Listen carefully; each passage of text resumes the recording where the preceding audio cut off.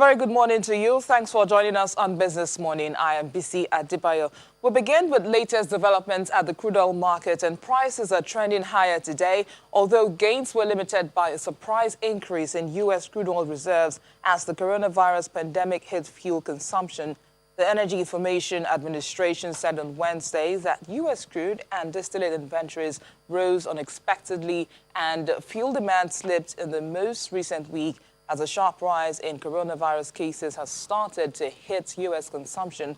Brent crude added 0.43% to about $44.48 a barrel earlier, while WTI crude gained 0.41%, and we saw that at $42.07 a barrel. Now, crude inventories rose by 4.9 million barrels in the week to July 17 to 536.6 million barrels, and that's compared with expectations for a 2.1 million barrel drop. Production rose to 11.1 million barrels per day, up by 100,000 barrels per day. Now, the oil market is likely to take direction from consumer confidence data expected from Europe later in the day. And back home, the Federal Executive Council yesterday approved the establishment of a 75 billion naira Nigerian Youth Investment Fund to help create financial support space for persons between the ages of 18 and 35 in the country. According to the Minister of Youth and Sports Development, Mr. Sunday Dari, the initiative will help to create a special window for accessing credit facilities and financing of ideas, innovations, and support youth enterprise. The fund is the first ever to be approved specifically for youth and will be distributed through microcredit banks in the country. The minister says this fund will be assessed by youth directly once they are able to present their ideas. And more headlines now. The Senate has passed the bill to repeal and reenact the Banks and Other Financial Institutions Act 2004 in a bid to strengthen Nigeria's financial system. The passage of the bill follows the public hearing by the Senate Committee on Banking, Insurance and Other Financial Institutions on Wednesday, July the 15th, to consider the opinions of stakeholders in the industry. The bill, which is sponsored by Senator Ubat Sani and co-sponsored by Senator Betty Johnson Apafi, seeks to regulate banking and businesses of other financial institutions by prohibiting the carrying on of such businesses in the country. Recently, the Central Bank, in its presentation at the public hearing, pushed for a review of a framework for managing failing institutions, a restriction remedy for successful action against revocation of licensing in line with international standards. Now, the Nigerian Investment Promotion Commission is reporting $5.06 billion of investments for the first half of 2020, and that's 67% less than the value in the first half of 2019, which was estimated at $15.15 billion. According to the NIPC, the decline is consistent with the expected downward pressure on investment flows, given the negative global economic impact of COVID-19. We're now being joined by the Executive Secretary of the Nigerian Investment Promotion Commission, Ms. Yewande Sadiku, for more insights on this inflows. Good morning, Ms. Sadiku. Thanks for joining us on the program. Well, let's begin the conversation with you talking us through the direct impacts of COVID-19 in the investment space. Good morning, and thanks for having me. Direct impact across the world is downward pressure on investment flows. For most investors, about 50% of the amounts reinvested year on year comes from the profits that companies make. With the economic impact of COVID-19, many companies will not make the kind of profits that they made in the previous year. So that's the first reason. The restrictions on travel for many countries across the world also means that transactional deals that came from those travels will be reduced. So UNCTAD estimated in March that there will be a 30 to 40% decline in FDI numbers for 2020-2021 relative to the numbers for 2019. As COVID has continued its disease spread across the world, the expectation is that those numbers will be even lower than were originally budgeted. And I expect when they update their estimates, we'll see that reflected. In the same way, that when the IMF updated its numbers in June, it reflected a much greater economic impact than was originally estimated in April and than that was estimated in January. Now, you identified 34 projects across 16 states of the Federation, including the FCT and the Niger Delta region from January to June 2020. But can we get a breakdown of these projects and the states' governments concerned?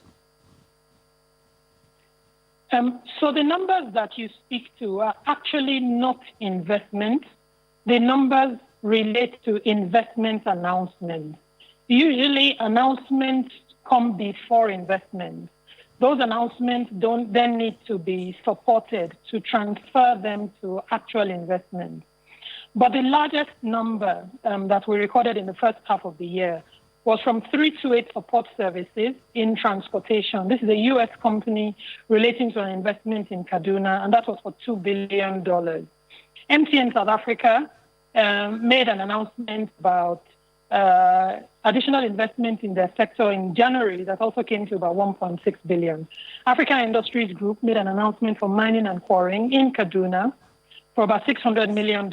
And then Savannah Petroleum made an announcement for about 390 million. Those are the largest numbers. In terms of states, the biggest state that we expect investments to go to first was Kaduna for about $2.61 billion. Lagos had 220 million. Nasarawa had 60 billion. Ekiti had 50 billion. And there were a couple of other states. And in terms of the sources of those announcements, the bulk of them for this first half came from the USA. 43% of the investments were from US investors, 32% from South Africa. In terms of domestic investment, that represented about 16% and then 8% for the UK. Those are the highlights. But the full report is available for download from the NIPC website. All right. Ms. Sadiko, I'm sure many would like to know what are the sectors impacted by these investments and what do we know about the origin of the inflows? What we see from COVID, not unexpectedly, is that there are winners and there are losers. Obviously, some sectors are materially affected in the negative in the same way that opportunities are presented for several. I'll start with the ones that relate to opportunities.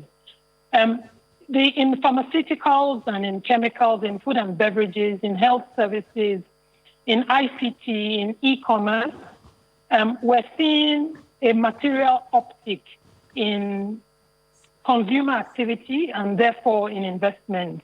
And we've seen a number of Nigerian companies retooling, shifting from what they manufactured traditionally, to new sectors. 7-Up Bottling Company, for instance, now makes sanitizers. Emzo Pharmaceuticals now makes face masks and sanitizers. And there's a company that was making clothes before, uniforms and the like, called Ziria Apparel, that got into the manufacture of PPE. Those material business lines are different from what they were doing before. In terms of those that have suffered materially, many of them, many of us will be familiar with. The transport sector in many ways, particularly in the context of aviation. Entertainment and tourism has also suffered materially. Real estate and construction in many ways. But we're in the process now at NIPC, working with some of our colleagues in government, particularly with the National Bureau of Statistics and the Nigerian Institute for Social and Economic Research, to do a deep dive to better understand, empirically the potential losers and the potential winners, so that government policies can be directed, in the first instance for the winners, to ensure that the bottlenecks that prevent those sectors and companies from flourishing are removed. And for the potential losers, to find avenues for better supporting them to cope through this difficult period. Now, let's talk about the authenticity of the investment announcements. Now, of course, the NIPC did not independently verify the announcements, but you look to track the progress of the projects going forward. Now, talk to us about the plans to realize that goal. Sorry, can you repeat that? For some reason, I didn't hear you well. I was talking about the fact that NIPC did not independently verify the authenticity of the investment announcements, but of course you're looking to track the progress of these projects. So tell us about the plans on how you intend to realize that goal. Fantastic. NIPC is located in Abuja. We have 5 zonal offices. From those locations, clearly we don't have the capacity to cover Nigeria fully. So we believe completely in working with our partners at state level, the state investment promotion agencies, to deepen our reach and to deepen the support that we provide on a state-by-state basis. So we spent a lot of effort, particularly in this half year, on engaging with our colleagues at state level so that they better understand and we can work more collaboratively in converting these announcements to investments. We also continue with our engagements with different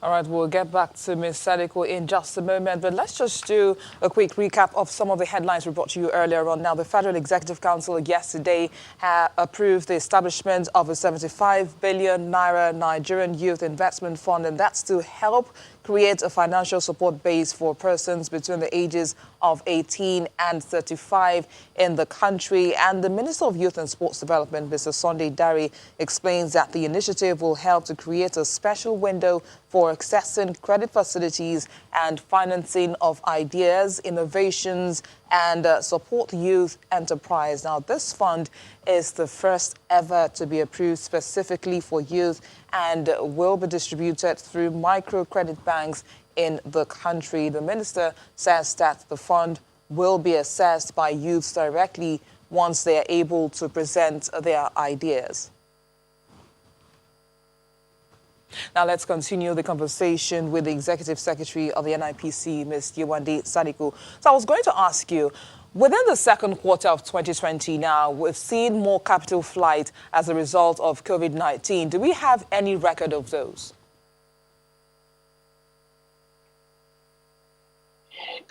No, it's not one of the benchmarks that we track. But the expectation, across the world, as I first mentioned, is that foreign direct inflows will decline. We think, though, and we see from engagements that we expect an uptick in domestic direct investments. I mean, many countries are doing this as well, encouraging their nationals to invest inward, particularly in areas that they consider to be basic or to be fundamental to their needs in that country. So we expect, as the year progresses, those conversations with Nigerian investors looking to invest more in the country. We expect many more of those conversations to materialize. We also think that domestic capital agreements for direct investors, but in the context of portfolio and other investors, we see expectations of greater participation.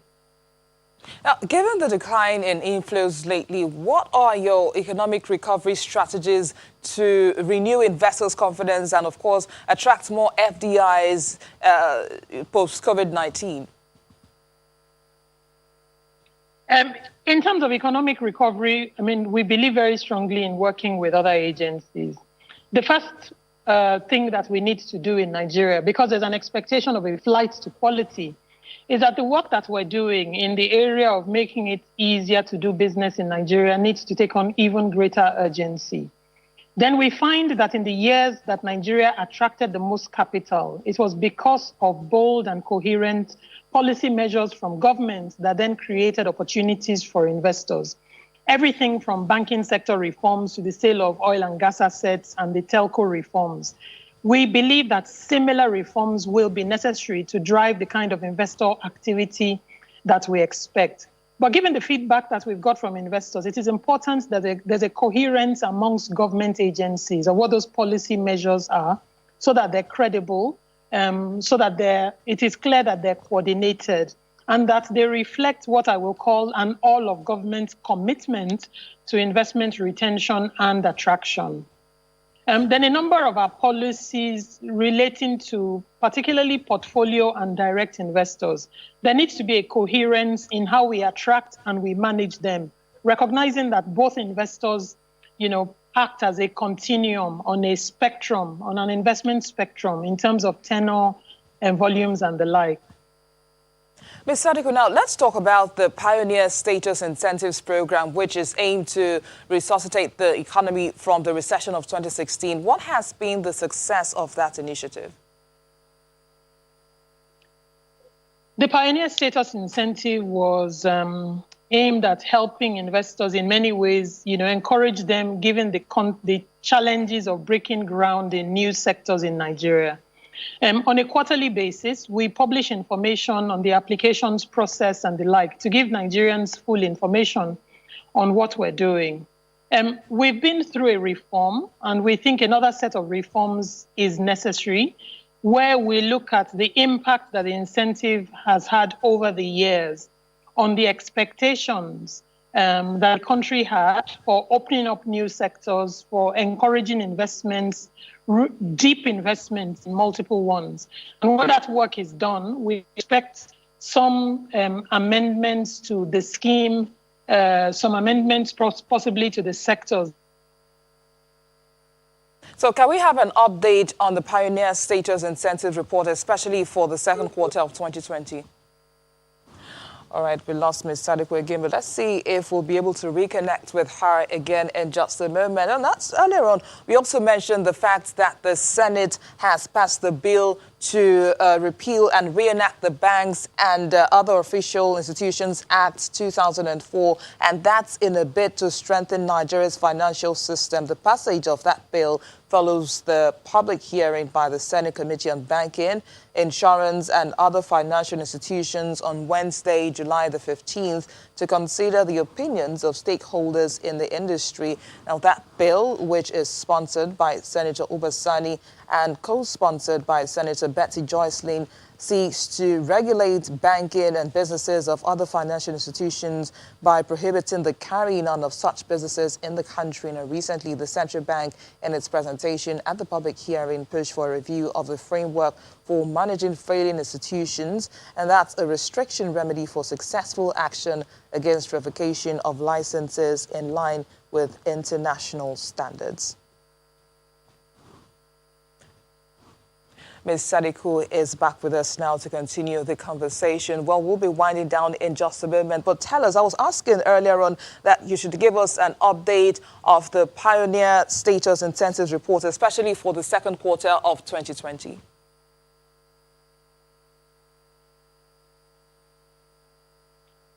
Okay, so the number of applications that we expect approval for Pioneer Status in 2020, I expect to be lower than what we saw in the previous year. First, because of the lockdown for a material period, and because the approval of the incentive itself requires first presentations by prospective applicants and then visits to those site locations. So we actually expect lower numbers in 2020 than we saw in previous years. But for the second half of 2020, we expect to be an improvement over the first half. I don't have the numbers directly for the first half of the year available, but I can give you a summary of what we did from 2017 to 2019. I believe that in the year 2019, we received 100 applications, out of which 27 were approved. Compared to 2018, we got 31 approvals out of 95 applications. The number of applications for 2020 so far have been in the region of maybe 50 odd. And in terms of the number of approvals, I believe across the first half of this year, we probably had about 12 approvals in total. Executive Secretary of the Nigerian Investment Promotion Commission, Ms. Yewande Sadiku, would like to thank you for sharing some of your time with us. All right, we will be analyzing the latest burning and economic issues in the domestic commodities markets when we return in just a moment. Please stay with us. Welcome back. Now, the head of research at the financial derivatives company, Damilola Akibami, joins us now for today's burning issues at the commodities market. Good morning, Damilola. Thanks for joining us on the program. Good morning, BC. Thank you for having me. Now, it's no longer news that the third mainland bridge will be closed tomorrow for 6 months to carry out maintenance work. But the question now would be, what will be the likely impact of this on food and supply prices? Yes, so the food supply chain definitely would be affected, which would ultimately impact on prices, and that's because of the disruption of logistics and distribution channels. And what we're going to see is that we're going to see a lot of trucks now being diverted to one part of the bridge or being forced to use alternative routes. So definitely there's going to be increased traffic, and that gridlock would definitely affect distribution. And bear in mind that now there are fewer market days, so the markets are not open as frequently as before. So definitely supply would be affected. And for instance, some of these trucks could be carrying perishable commodities. So by time, because now the delivery time has been delayed or elongated, so before those trucks can get to the markets, the value of some of those perishables could have deteriorated, which would affect supply and push up prices. So definitely we're going to see it could lead to an initial increase in commodity prices. But for corporates, there's virtual working, so you're not going to see as much cars on the road, because most corporates would definitely tell maybe their employees to work from home. So the pressure on the roads would be reduced. So that may even provide some respite, albeit temporarily, for the traffic congestion that is likely to occur. Now, you talked about the markets. Now, let's not forget that coronavirus is still spreading fast at community levels. But does a partial reopening of food markets not pose a threat also to food distribution and sales, as we're still seeing overcrowding in these markets? Yes, definitely. That's still a major risk. And that's why you see a lot of retail shops right now. They're offering services of home delivery services, so at least to reduce the number of people that go to these stores. And the open markets, to an extent, you can't really control the crowd, especially now that there are fewer days. So everyone is targeting certain days. So that's still a major risk. And I know that the government has tried to put in place measures to try and limit the number of people in the markets. But I think now it boils down to individual and social responsibility. If everyone goes out and they're wearing their masks and adopting social distancing measures, having a significant amount of space between them and the person beside them, I think to an extent that should provide some respite to it. But definitely it is a major risk. But are people really taking advantage of this home delivery? Oh, well, yes. We've seen an increase in online delivery. We've seen an increase even in online commerce. So a lot of shops, a lot of retailers are now taking advantage of delivery services. We know that even this online space right now, you're having likes of Konga, Jumia, most of them actually seeing an increase in sales. So definitely Nigerians, again, when something happens, you have to make adjustments, whether it's compulsory or whether it's voluntarily. And we're seeing that now take impact. So definitely Nigerians are taking advantage of home delivery. Now, a few days ago, the Minister of Aviation announced that international flights may resume before October, despite the ban on flights from Europe and the UAE. But the question would be now that, will this continue to take its toll on economic activity? We're still in July. Yes, so everyone, all the stakeholders in that space definitely will be affected, because if the international airports will be opened in October, so that's 6 months of inactivity, and they're incurring costs despite the fact that no revenue is being generated. So for instance, the airline operators, nobody is flying internationally because the airspace is still closed. So and they're running, they have crew that they have to pay the salary, so they may have to lay off staff just so that they can stay afloat. You have the retail outlets and eateries that are also paying rent, despite the fact that they're not selling anything. You even have the airport staff, so the immigration officers, the security officers, the people that handle the cargo and the luggage. So everyone is being affected. So definitely it has disrupted economic activity in that part of the aviation sector. But once the Q2 numbers come out, you're going to see a significant contraction in the output growth of that sector. And bear in mind also, Nigeria is highly important import dependent. So a lot of these imported commodities, you start to see shortages because the shops can't restock. And so it's that you start with shortages, then you see price hikes, and then ultimately these commodities are unavailable. So what actually that means is that it provides an opportunity for domestic production, because once the imported goods are not available, people start to shift to local production. It just takes us back to what happened in 2016 when we had a similar exchange rate crisis, and we saw a boost in local production. And we've seen that the government is intensifying its efforts towards backward integration, towards import substitution. So yes, economic activity will be affected in the international space, but it's an opportunity for domestic production to grow. Now let's talk about the 2021 to 2023 medium-term expenditure framework and fiscal strategy paper, which was presented to the National Assembly by the President on Tuesday, where the federal government is proposing 12.66 trillion naira as aggregate expenditure for the 2021 fiscal year on a deficit of 5.16 trillion naira, and the oil benchmark is priced at $40 per barrel. How realistic is this?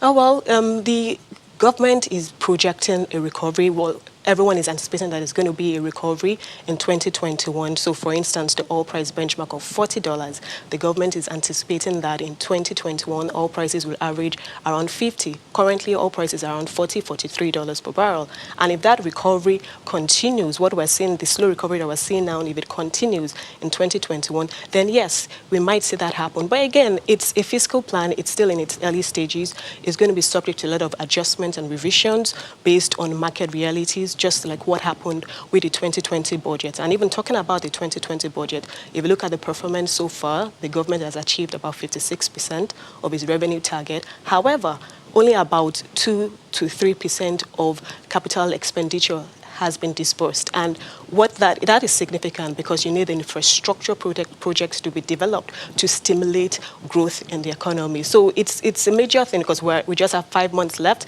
and very little has been done. But obviously, the health crisis played a significant role, and that affected the implementation of the budget. But with the 2021 budget, at least the discussion has started. So it gives ample room for the negotiation and the deliberation between the executive and legislative arm to take place, and hopefully before the end of the year, it should be passed, and that would lead to an early implementation of the budget next year. We'll see how that goes. Now, the volatility at the currency market, of course, has continued. We've seen the naira trade at 472 to the dollar at the parallel market. So are we likely to see the naira get to 500 naira per dollar, as it's been speculated? Well, that's the million-dollar question everyone is asking. I think as long as the fundamentals still remain unchanged in the forex market, and by that I mean that we're not seeing any improved forex supply, despite the fact that oil prices are increasing. Yes, but our production levels are still a little bit, they're below what our benchmark target is,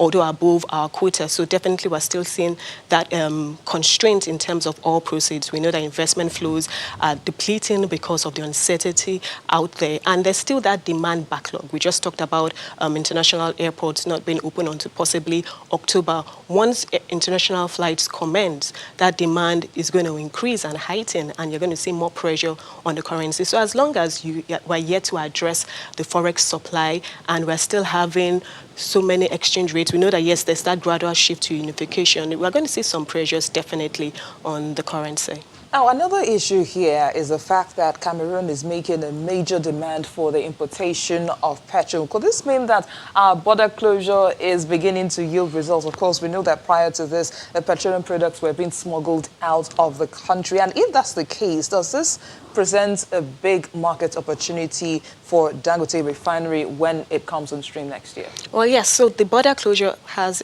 definitely addressed the smuggling issue that the country has been facing. And Cameroon is one of Nigeria's neighbors towards the eastern part. So the fact that Cameroon is importing refined petroleum products, and because of its close proximity to Nigeria, it's a readily available market for Nigeria, and more importantly, even Dangote's refinery, which is expected to commence operations in 2021. So that's good news for Nigeria, because then we can export refined products, and and that would also boost foreign exchange. We talked about forex supply, so that is another way of boosting our forex supply. And for Nigeria, so that means increased exports. Our import bill too would reduce because one of a major part of our import bill is refined petroleum products. But once Dangote's refinery kicks up, we then reduce the amount of refined petroleum that we're importing. So our terms of trade will be favorable. We have an increase in forex supply, external reserves continue to increase.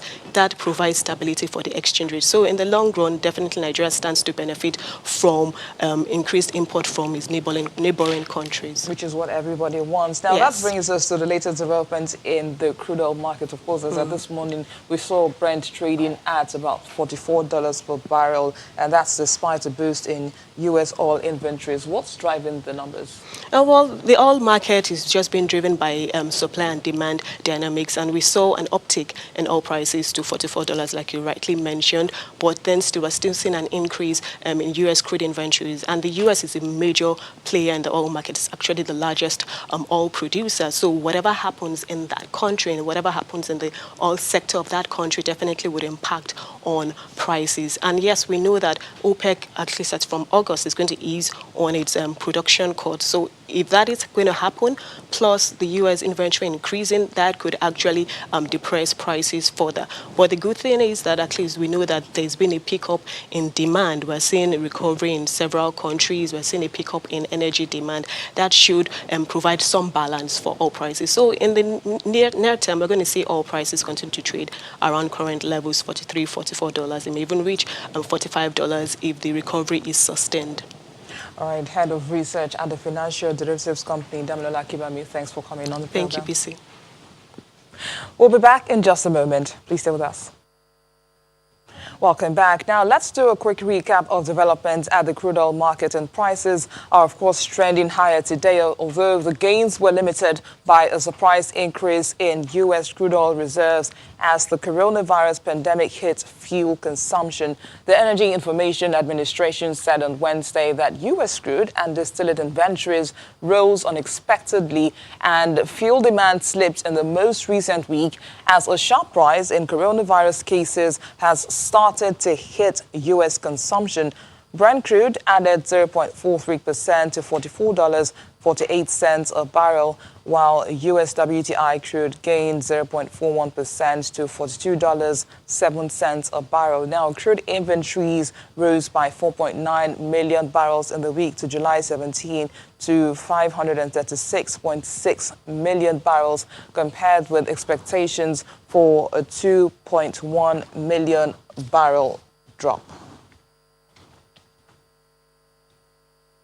All right, it's time now to get a review of Wednesday's trading activities at the equities markets with Temple Ashaja. Good morning, Temple. Let's have you reel out the numbers for us. Sure, BC, thank you so much. I hope you tag along on these particular interesting numbers that we got yesterday. Not so impressive, but we got the markets closing flat yesterday. At a point in time, it went into red, but we came back to midway level. Of course, equity capitalization settled at 12.61 trillion naira. We've not been able to get back up to 13 trillion naira, but we're hoping someday, very soon, sometimes in the second half of the year, we'll be able to achieve that. But volume of transaction was up yesterday by 32%. And of course, if you look at the value of the transactions, which had a huge contribution from Dangote Cement and Nigerian breweries, it was up by some 39% yesterday only. Volume of transaction back to that level. We saw some cross-dealing yesterday around the shares of UACN. And of course, that was at 170-something million units of the shares, valued at some 787 million naira, contributed a whole lot to the volume of transaction yesterday, while we got some cool turnover, what's more than 70-something% from Nigerian breweries, and of course, one of the Dangote Cement, which is the market's major in the Nigerian Stock Exchange. Look at the sectoral performance of the market. We got the banking sector down yesterday. These would have been more than this, save for the 23 basis points gain that we saw on the shares of GT Bank. We got some buyers who actually checked the number, did the valuation, and looked at the possibility of buying more on it. So yesterday we saw the 3% decline on Sterling Bank, and of course, Fidelity Bank was also down. Consumer goods side of the market got an average yesterday, 0.13% positive. Industrial goods side of the market was unchanged, and of course, insurance space, we saw some transactions across Prestige Assurance and a couple of other companies there. Prestige Prestige Assurance was down by some 6% yesterday. And of course, oil and gas space, we saw a moderation of some 0.04% gains on this side of the markets, thanks to Eternal PLC. And of course, O&O was up yesterday some 0.43%. We had recently some sort of news from the company that there's going to be a delay regarding its calendar year for 2019 earnings. And of course, Eternal PLC, look at that, gained some 8.89%, coming ahead of some 8 other stocks in the markets yesterday. Was positive because they had 9 gainers and 9 losers in the markets yesterday. And of course, this has moderated the year-to-date losses of Eternal PLC all the way from 50% now to a negative of 45%. That's the sense that we got in the oil space yesterday. A lot of the other companies that we have under the energy stocks we tracked didn't see much of movement yesterday. But we have Philip Anegbe, who is a research analyst now with Cardinal Stone Securities, joining us on the phone. Philip, thank you for joining us this morning. Lately, we've seen a whole lot of cross-dealing in the market. One of which we saw yesterday was that of UACN, some 787 million naira worth of transactions in that space. But talk to us about the significance of all of these cross dealings in the markets lately. Yeah, of late we've seen a few cross dealings, like you noted. The UACN one is one of the recent ones we've seen. But impact on the market has been relatively marginal.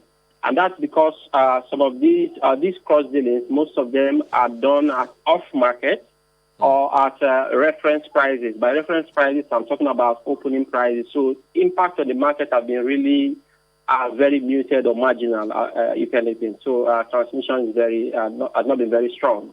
I think the only major transmission that we saw from the cross dealing was that of Dangsem that happened, I think, sometime on Tuesday.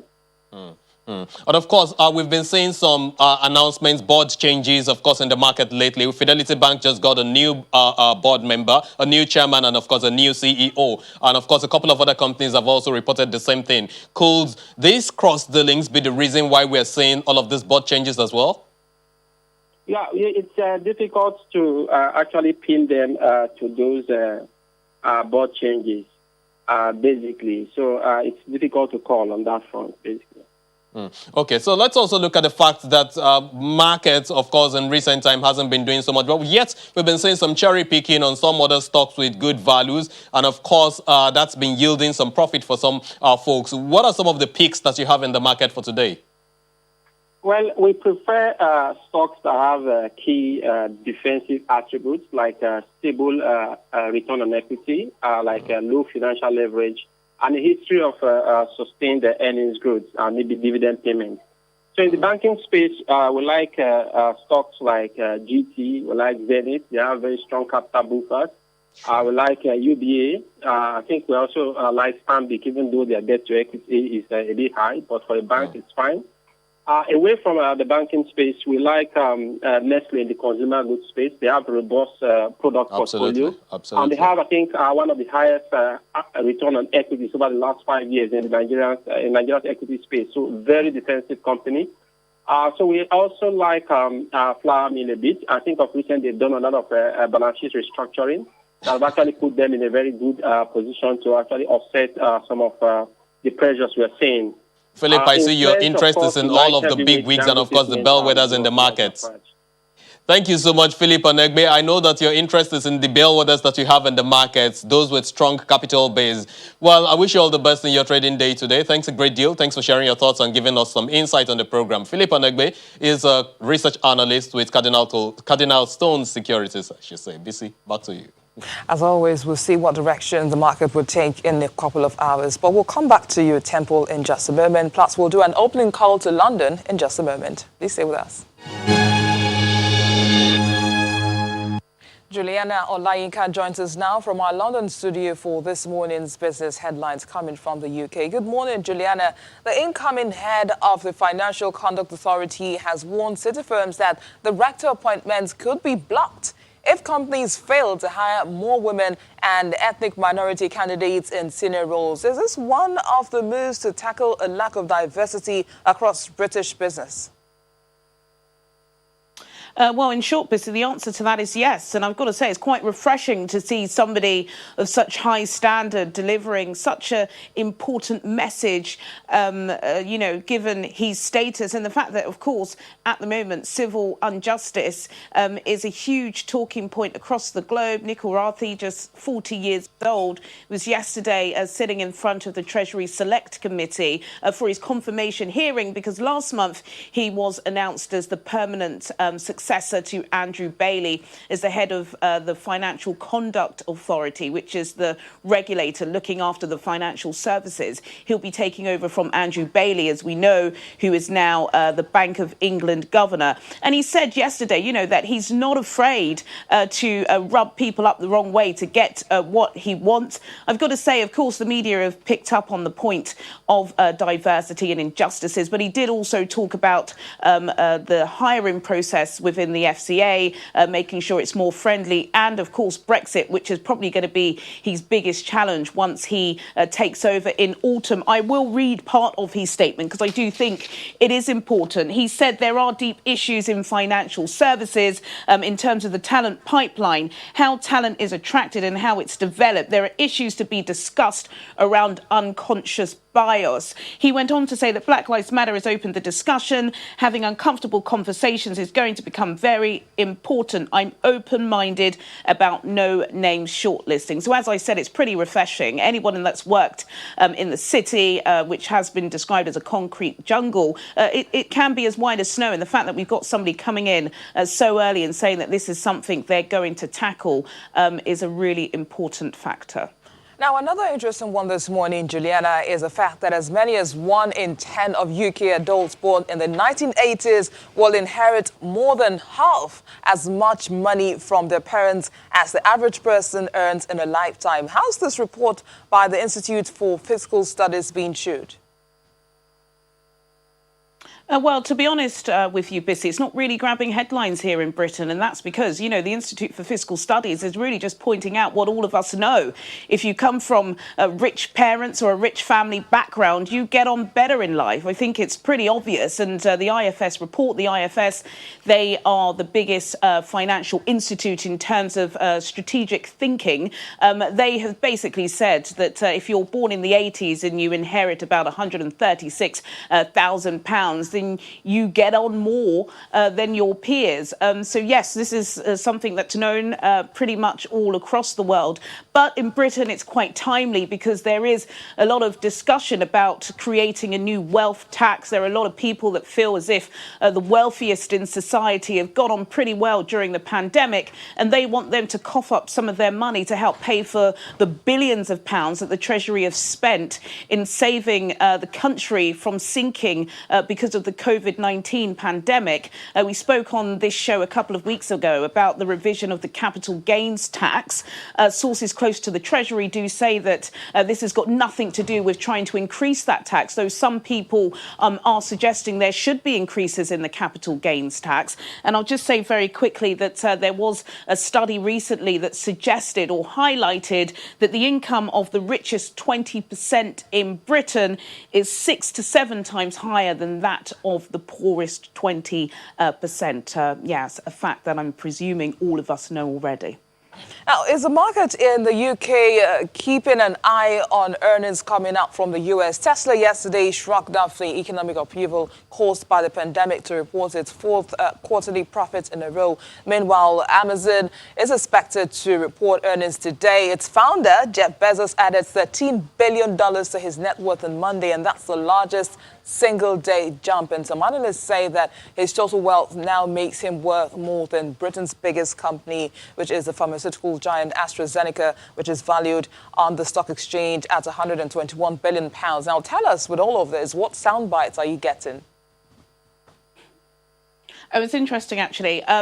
In Britain, in terms of the markets today, no, they haven't picked up on Tesla or Bezos. In terms of America, they're only really focused on the evolving tensions between America and China. But this is a massive story, especially Tesla, because, it was once a kind of profit-loss electric car maker, and now it's rivaling or, competing against Germany and Japan as whether or not it is going to be one of the largest car makers in the world. You know, to have a fourth consecutive quarter of growth is massive. Apparently, the company is now worth £300 billion, and there are suggestions that they could well soon be listed on the S&P 500, which is obviously a major American stock index. So it's really good news for them. And of course, with the announcement of the trade report, they also said that they're opening a new plant in Austin, Texas, where they're going to be making electric pickup trucks, which I'm sure is going to be very helpful. So congratulations to Elon Musk.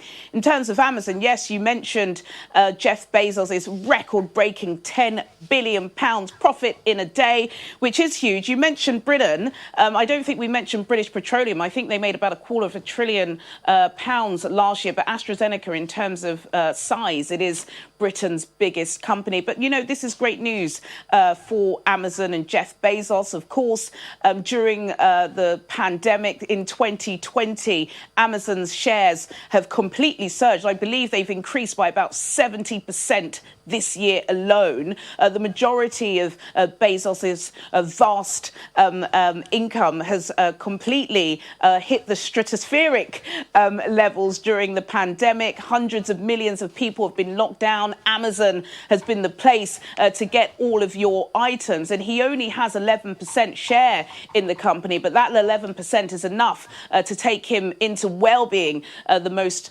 richest man on the planet by miles and miles. Of course, there are critics. Some have suggested that, anybody trying to promote Bezos during this time is ludicrous, and it's wrong considering so many people have lost their jobs and people are living in severe poverty. And also as well, some people have actually compared him to the other wealthy lot, the small 1% or 0.1%, Warren Buffett, Berkshire Hathaway owner, and Bill and Melinda Gates. Apparently, Buffett has given away $34.5 billion of his wealth.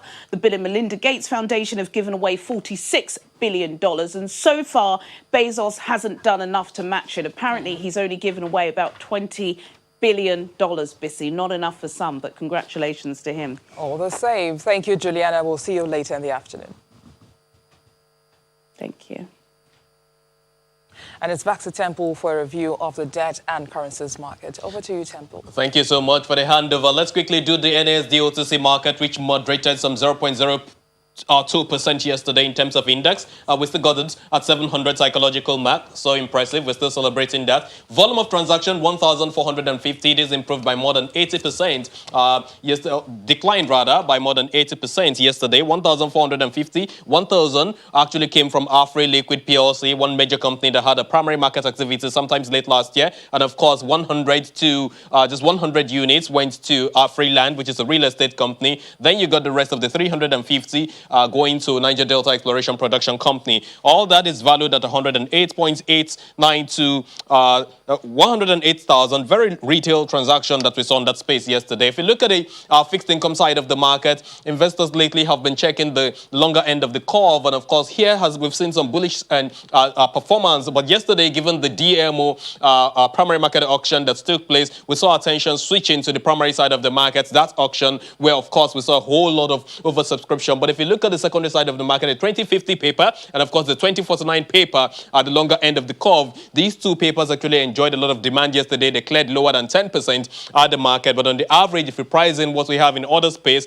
it was 17 basis points decline yesterday in terms of what we saw when you price in the other 12 papers, where we saw some compression. Look at the results of the papers of the auction that took place yesterday. Of course, we'll come back to this shortly when we're joined on the phone by our guests. But for the NCB side of the market, just two deals. Investors are checking just at the shorter end of the curve because folks are being very, very careful. Look at just the 6-day to maturity paper, 30th of July 2020, still enjoying some 7.7 million naira yesterday. And of course, we had the OMO auction yesterday with the OMO open market side of the open market operations yesterday as well, where folks were enjoying some kind of demand on this side of the market, BC. All right, Temple, we'll see where the markets will swing at the end of the day. We hope for a profitable trading day. And that's our show today. Thank you for watching. I am BC Adebayo.